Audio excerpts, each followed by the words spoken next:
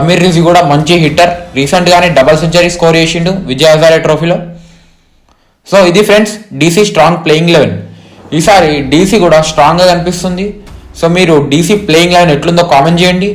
Next KKR playing 11 తెలుసుకుందాం. ఓపెనర్స్గా Quinton de Kock and Venkatesh Iyer, ఇద్దరు experienced players and match winners. And Venkatesh అయ్యర్ని కేకేఆర్ 23 crores తీసుకుంది. సో లెట్స్ సీ ఈసారి అయ్యర్ ఎట్లా పర్ఫామ్ చేస్తాడు. నెక్స్ట్ నంబర్ 3లో అజింక్య రహానే ప్రజెంట్ పిచ్చ ఫామ్లో ఉండు.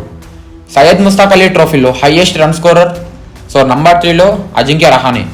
నెక్స్ట్ నంబర్ 4లో రఘువంశీ ముంబై నుంచి ఆడతాడు డొమెస్టిక్లో. ఆల్రెడీ లాస్ట్ ఇయర్లో తన బ్యాటింగ్ గ్లిమ్స్ చూపించిండు, ఈసారి ఎట్లా ఆడతాడో చూద్దాం.